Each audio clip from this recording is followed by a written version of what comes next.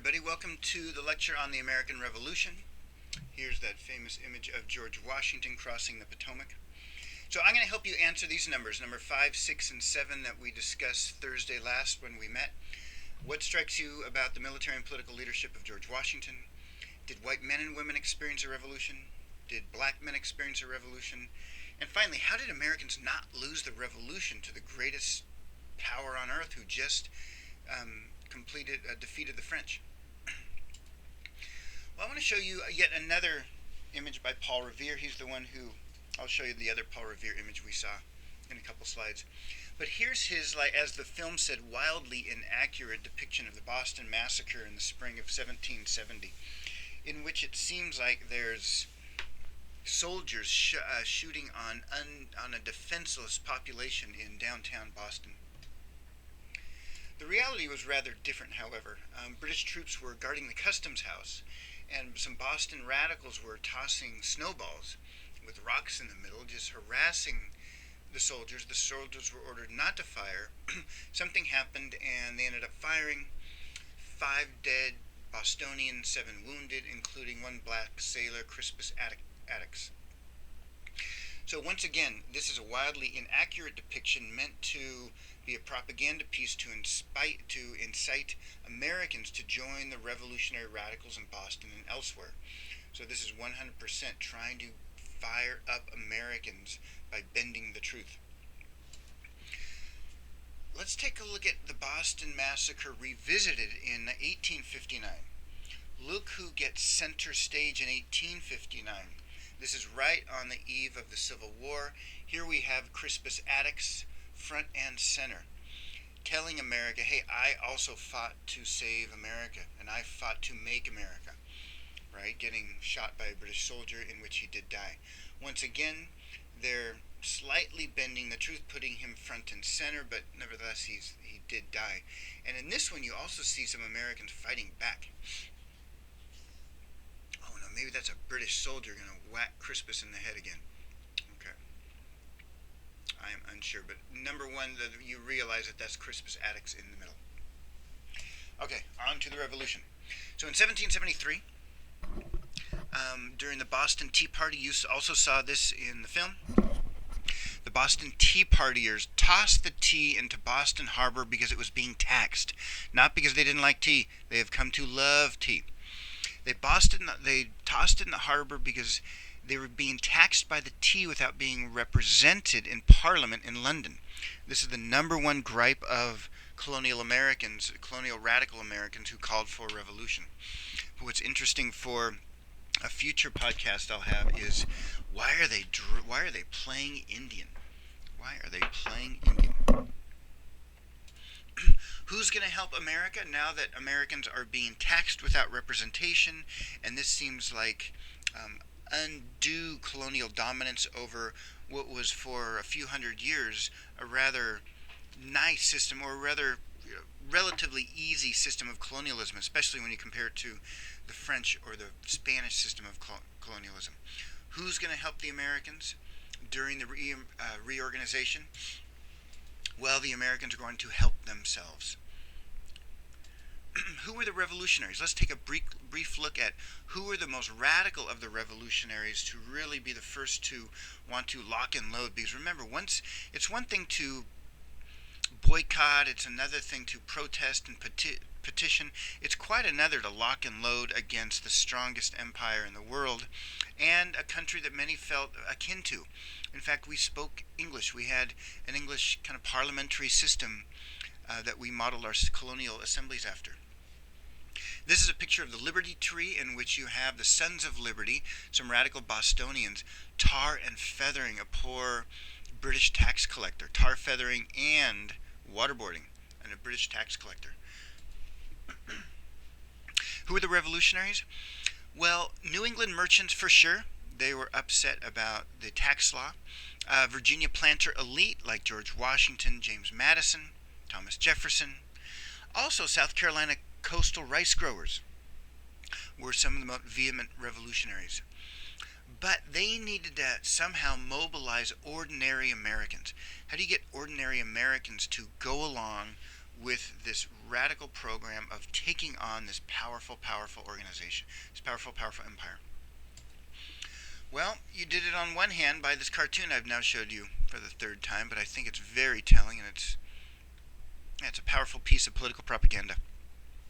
So here's Paul Revere's cartoon inspiring Americans to rebel against the British. Who were the Loyalists? Well, interestingly, Boston's Liberty Tree was this symbolic tree in Boston Commons in which the Sons of Liberty called their own and had some of their rallies in front of. In 1775, the Loyalists cut it down. So then it was Boston's Liberty Stump. But let's take a quick look at who were these 20 to 30% of white Americans who remained loyal to the British throughout the war.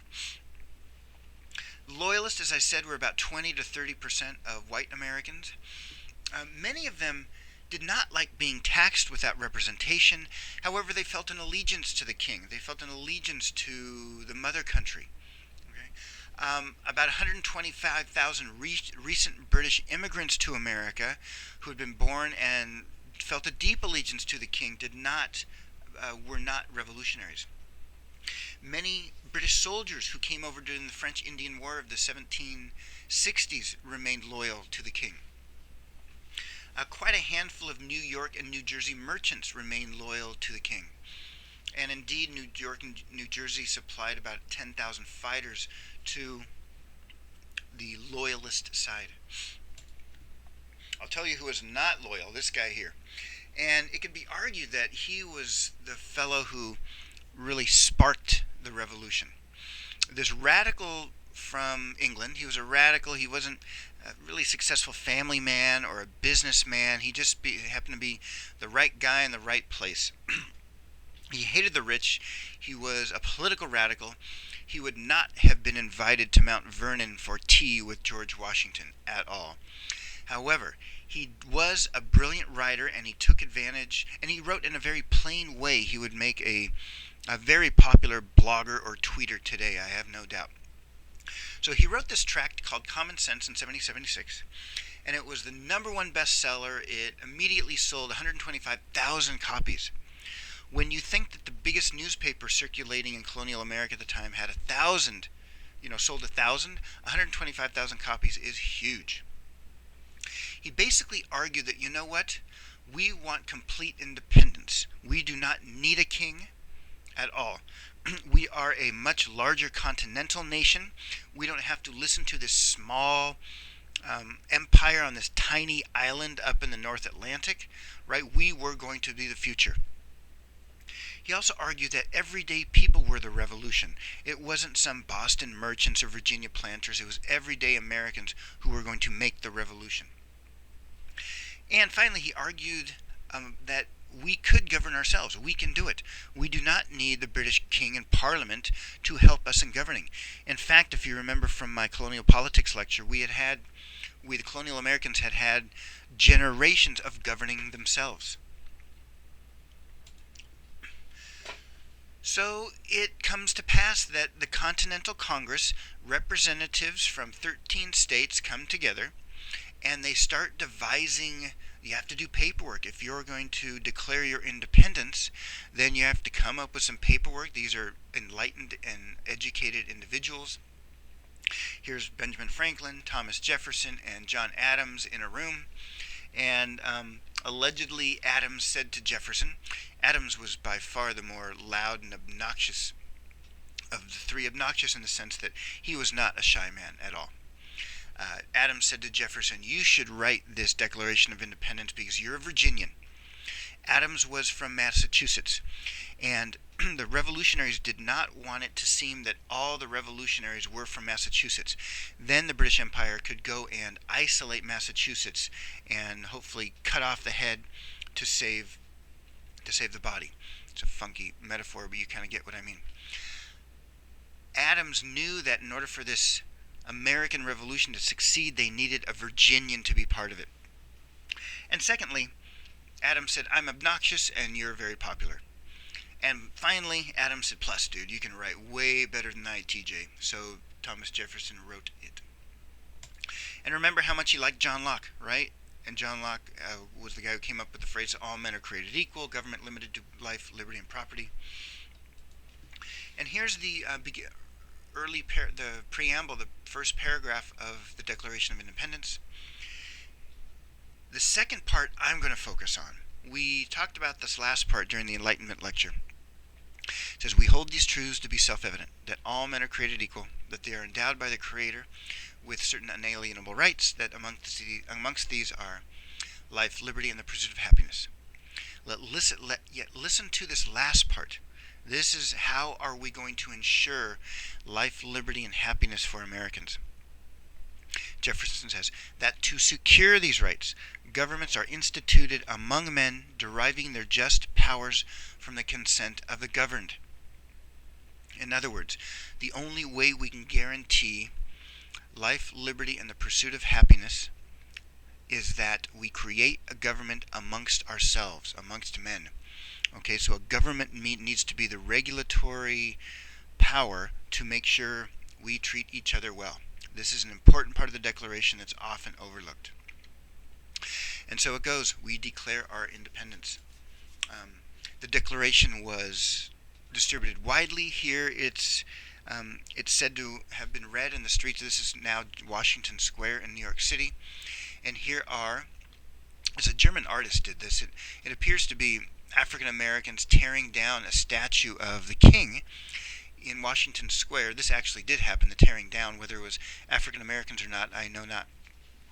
And you know what they did with the bronze statue of the king in Washington Square? They melted down the bronze, forged it into bullets, which were then shot back at the British during the war. Very, very symbolic, very good political propaganda. And the Continental Congress met. They also met to nominate, hey, we're going to have some army. Who's going to run it? How do we get all these 13 colonial militias together? John Hancock, who was the very successful militia leader for Massachusetts, thought he was going to get picked. He's the guy seated all the way to the right who looks kind of upset. He's about to get up and looks kind of pissed off. However, John Adams of Massachusetts, instead of nominating his fellow Massachusetts dude, nominates George Washington. And George Washington was the only guy dressed in a uniform, or dressed in a military uniform, but he was just sitting there quiet. He stood out amongst the rest because he was 6'4". The average American man at that time was 5'7", so he towered over the average American man. So John Adams nominated George Washington commander-in-chief, and it was a wise choice. George Washington had experience during the French and Indian War. He both learned from his successes and his failures during the French-Indian War. And it's on, right? The female combatants. You saw this image in one of the Liberty videos you guys saw. Right? Obedient female combatants. The woman on the left represents, of course, Britain. I force you to obedience, you rebellious slut. On the right, America's retorting, liberty, liberty forever, mother, while I exist. And there they go, punching each other, body blowing right hooks. And it's on.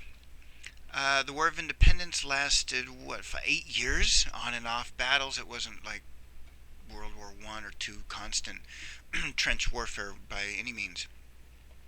About 100,000 troops fought on both sides, give or take, not all at the same time, mind you. About half of all the free males, white males, in the United States fought during the war at one time or another. So colonial American white men did have a lot invested in this war. I asked you about the genius of Washington and I could point to many things, but one of the things is that he trusted those he appointed below him, those officers he appointed to be his right and left-hand man and control other regiments. And he also was a great leader of men. He definitely led from the front. This is a famous story about him reading the Declaration of Independence. Remember, George Washington is elite. He's a gentry elite, a planter elite from Virginia who likes all the best finery, all the best wagons. Yet he's reading this document that says all men are created equal, right, to the lowliest of American soldiers. So it must have been quite an inspiring thing to hear this planter elite, this gentleman, speak to commoners and say how they are all equal. Here's one of my favorite paintings of some soldiers in the Continental Army, right? You have an African American, a white American, you have a frontiersman with his hunting rifle, and you have a guy who runs a cannonball. That thing is to poke the cannonball and the gunpowder down into the hole. So we're on the first battle of Bunker Hill. The reason why I mention this battle is that everybody had their money on the British just wiping us out quickly, right? They were superior force, they were professional force. They came over. There's 2,400 American militiamen, some local folks on top of Bunker Hill defending it.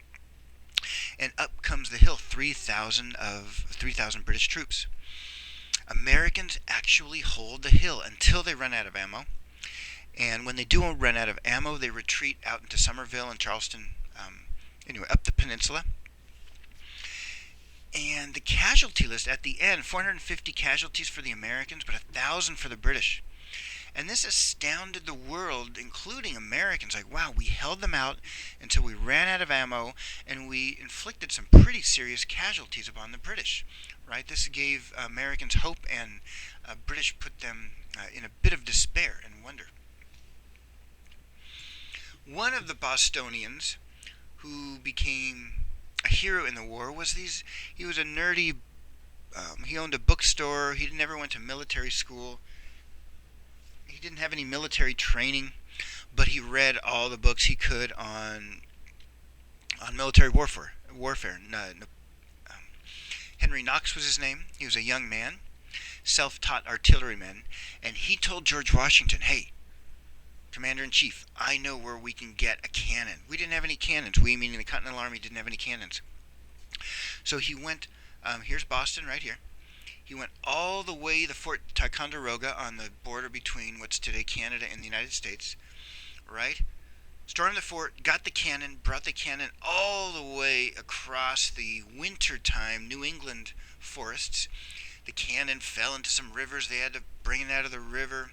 They brought it all the way in the wintertime back to Boston. And then George Washington changed his idea about Henry Knox. This is one of the geniuses of George Washington. And now George Washington had a cannon. Initially, George Washington thought New England were, quote, exceedingly dirty and nasty people. He didn't like the egalitarian bent of New England. Remember, he comes from the strict hierarchical system of colonial colonial Virginia, where there's master and slave, there's gentleman and commoner. New England was much more egalitarian. Slavery hardly existed whatsoever. So he literally looked down on his nose at New Englanders until Knox earned his trust. And Knox did indeed earn his trust.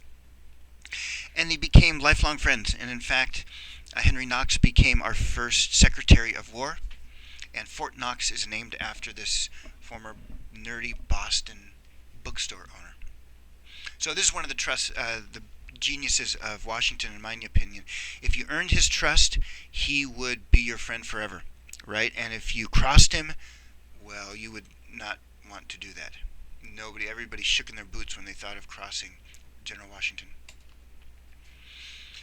Another genius of George Washington is that in the 9 major battles he fought in during the Revolution, he only won 3 of them, right? If you're a baseball hitter, that's pretty darn good, but maybe common sense makes you think that, wow, if you only win 3 of 9 battles, you're not that good and tactful of a military man.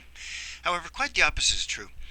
The genius of Washington is that he knew when to retreat. He knew how to save his soldiers to fight another day.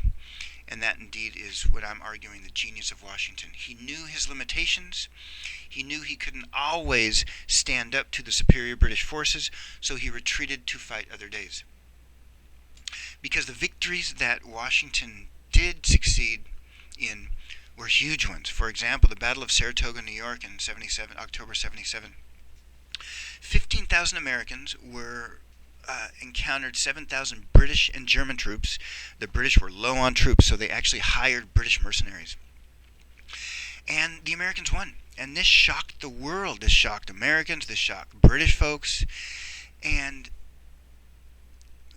England's greatest enemy at the time was France. France had just lost to England during the 7 Years' War. So what does France do? They recognize the U.S. as a viable nation. France is the king of France. France has not had a revolution yet. The king of France does not support the republican system of government that the United States will soon espouse. However, they do want to stick it to the British. Spain joined France in recognizing the United States. Those two powers do it in order to stick it to the British because they're not too threatened by the United States. Recognition, however, is very important because now the Continental Congress and the Continental Army can look to France for help with a naval blockade, with money borrowing, and with a few 3 generals that are going to come help the United States win. This shocked the heck out of British troops who were reportedly singing "The World Turned Upside Down" after the battle.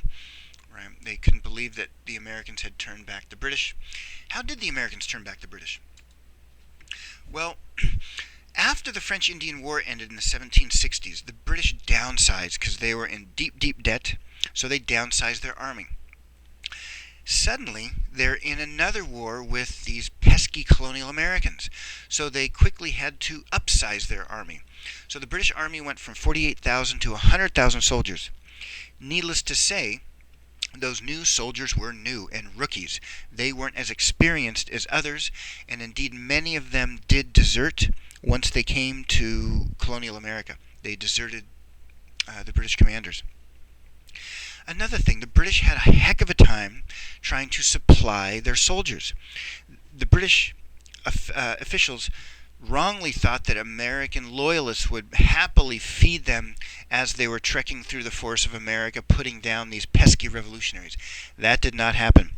So supplying these British soldiers an ocean away proved to be a huge problem for British logistics. And even though most Native American groups allied with the British, they allied with the British because Native American groups were no friends of colonial Americans. Because remember, the number one thing colonial Americans that Native Americans had was land. So the Native Americans said, hey, anybody who's fighting these colonial Americans, I'm on your side. Like the Cherokee. We'll talk about them later. So despite the fact having colonial American allies and having some successes against the American troops with their Native American allies, the British lost. How did the British Navy lose the naval aspect of the war? Well, they didn't really, but the British Navy was downsized. Okay, half the British ships were in dock for repairs when the Revolutionary War started. Again, the British Navy went from 18 to 100,000 sailors. Right? Once again, a lot of these newbie sailors deserted or got sick. It was basically useless. And the U.S., we didn't have a navy, so we converted some of our whaleboats, threw some guns on there, and called them battleships. But we did get help from the French Navy. Very important that we got help from the French Navy. Okay. Oh, here's a couple whaleboats turned into fighters. It's a pretty cool image. All right. How else did we win? We won through using guerrilla tactics. Guerrilla means small warfare. Guerra is war in Latin, and guerrilla is just small war. Just like insurgencies the world over, if your army cannot face the other army head on, you go and do hit and run tactics so you can live to fight another day. Because the Americans didn't have to defeat straight up the British army. They just had to hold out until the British surrender, until the British say, okay, let's negotiate. And plus, colonial Americans were defending their home. Historically, people who are defending their home are fighting a lot harder. They're fighting for their lives, right? And they're fighting for their home. They're not fighting away from their home. And finally, we won because of the brilliance of Washington's leadership. Not to mention this guy Francis Marion, the Swamp Fox. He was in the South. He was a Carolinian fighting against the British. The final battle of the war was Yorktown, Virginia, 1781. General Cornwallis surrendered. Washington now had the brilliant French General Rochambeau on his side. So you have U.S. and some French troops fighting the British and their German mercenaries. We had the French Navy off the coast, keeping the British Navy out. So is this an international war, right? All these different parties are taking part. We had Native Americans, French, Indian, Spanish in the south a little bit. So the war's over. The British give up. And in 1783, Benjamin Franklin, John Jay, and John Adams go to Paris to negotiate a surrender, negotiate the British surrender, and to negotiate a peace. Who is missing from this negotiation of the future of North America? Well, the Native Americans. And also no African Americans were invited to the table. I know that's probably obvious, but I just want to let you know, I just wanted to point out the obvious. And here we are. In 1783, the United States is born. It becomes a nation. This area on the right here is what the treaty, right, what we won in the war and the treaty with the British. This right-hand side part, we'll talk about this stuff later. Okay.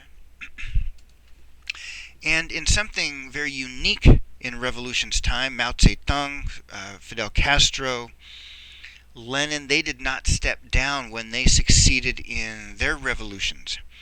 Oliver Cromwell during the English Revolution. George Washington did.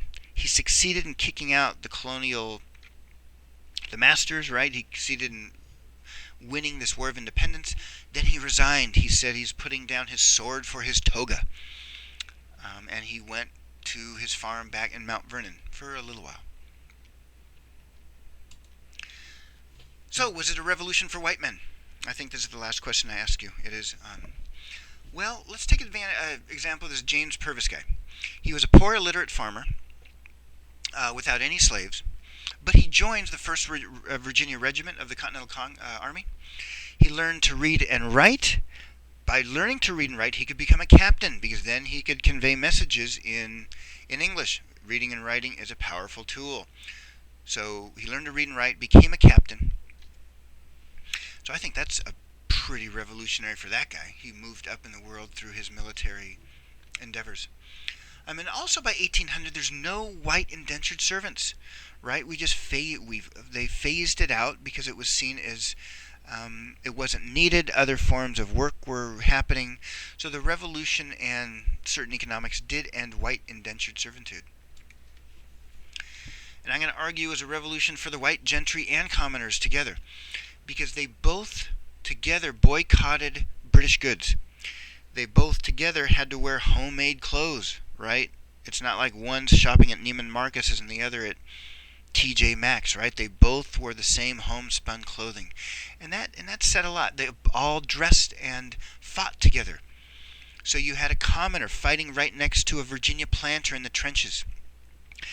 And throughout history, if you are fighting in the trenches together, there's a certain camaraderie rises from that. Here's another example of white men experiencing revolution. General Israel Putnam was checking out his regiment. They were actually marching down a country road, and there was a big old stone in the way, and he ordered a soldier to throw that stone over the wall, soldier. And the soldier says, "Sir, I am not a soldier, I am a corporal." And General Israel Putnam said, "Whoa," and this is true. Some officers were elected to their positions. It wasn't that Washington and officers selected everybody. Some officers were elected in a democratic way by their fellow soldiers. So you know what General Putnam did, much to the delight of all his soldiers, all his folks. He got off his high horse, went down, moved the rock, and everybody's hurrah, hurrah, yay, General Putnam. Right? So there was this sense of egalitarianism within many in the Continental Army. Here's another example of white men experiencing a revolution. Major General Friedrich Wilhelm Steuben, he was a decorated general in the Prussian army, right? just a decorated general in the Prussian army. The Prussian army was one of the top armies in the world at the time. Yet he was forced out of the Prussian army because he was a homosexual. And the Prussian officials were threatening to do an investigation and just really out him and embarrass him publicly. So instead of doing that, Friedrich Wilhelm Steuben left, and he met Ben Franklin in Paris. Ben Franklin said, "Hey, they kicked you out, huh?" And then Franklin said, "You know what? Can you help us?" So General Wilhelm Steuben came to the United States with the good graces of Benjamin Franklin. Washington did not care about Steuben's alleged homosexuality. And he said, "Come on, join us. Please, can you be our Inspector General of the military?"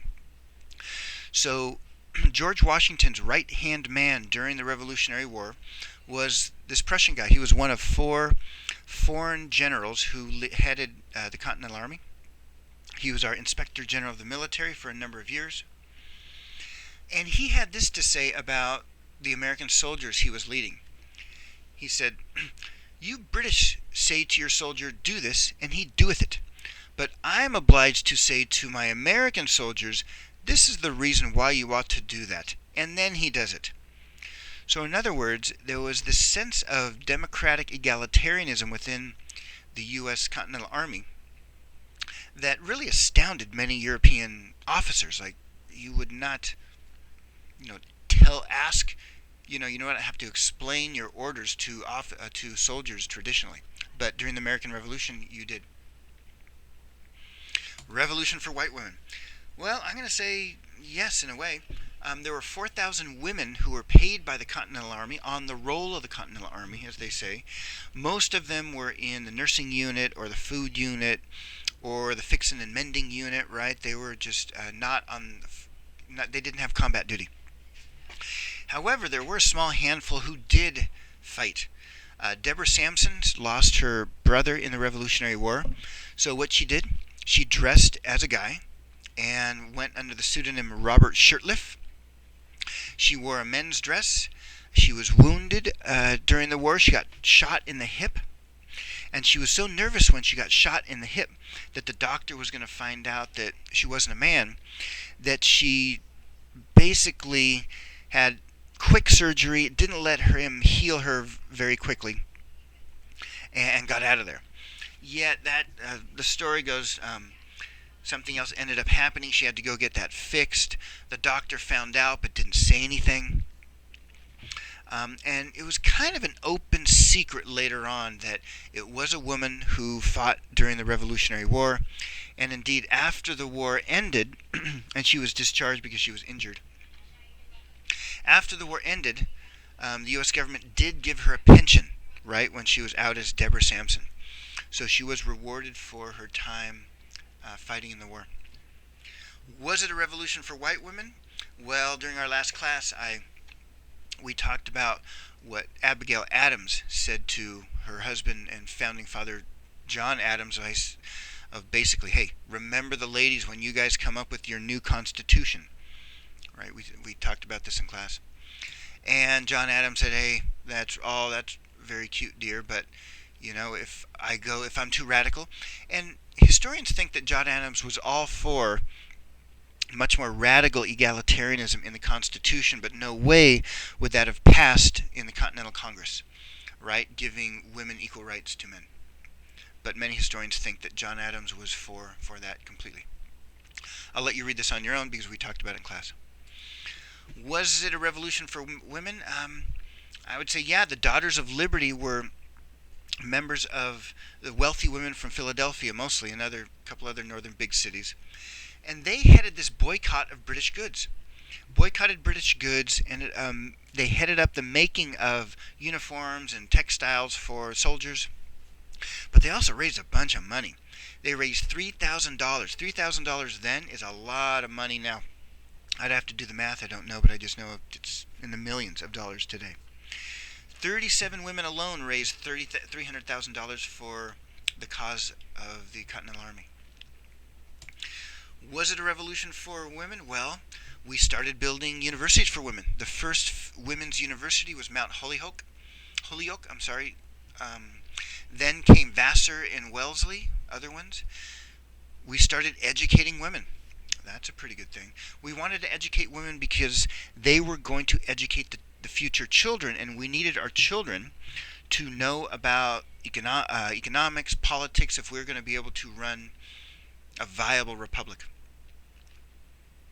And finally, was an revolution for blacks? Well, let me tell you a little story. There was During the Revolution, the British enticed black Americans, enslaved Americans, to run away from their slave owners and fight for the British.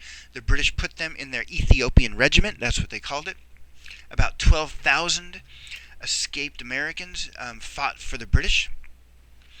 Um, Jefferson lost many of his own slaves. They ran away from his place in Virginia and joined the British. One such was James Legree. He escaped and renamed himself Liberty Legree. Great book by Simon Schama, Rough Crossings, narrates the true story of James Legree, a runaway slave who ended up fighting for the British. Some of those African Americans who fought for the British did win their freedom, and after the war was over, they settled in the British colony of Nova Scotia, way up northeast of Maine. However, a good number of them were resold into slavery by British soldiers. So wouldn't that suck if you're an African American who run away, fight for the British against the Americans who enslaved you, and then you get resold by the British who had just gone back on their word? Was it a revolution for blacks? Well, in 1775, the Continental Army did not allow any blacks in the army. No blacks allowed, right? Remember, this is just a very racist, slave-based economy on both sides. In 1766, however, well, you know what, let me skip that part. However, so 1775, no blacks in the Continental Army. In 1777, all the regiments had blacks except Georgia and South Carolina. Right? So all the other 11 colonies had blacks in their regiment. About 5,000 total fought for the independence movement. Why is that? Well, basically, we needed more bodies, right? We needed more fighters, and freed blacks were happy to do that.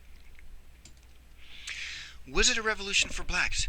Well, after the Declaration of Independence was published and disseminated widely, now Americans started to have to justify slavery.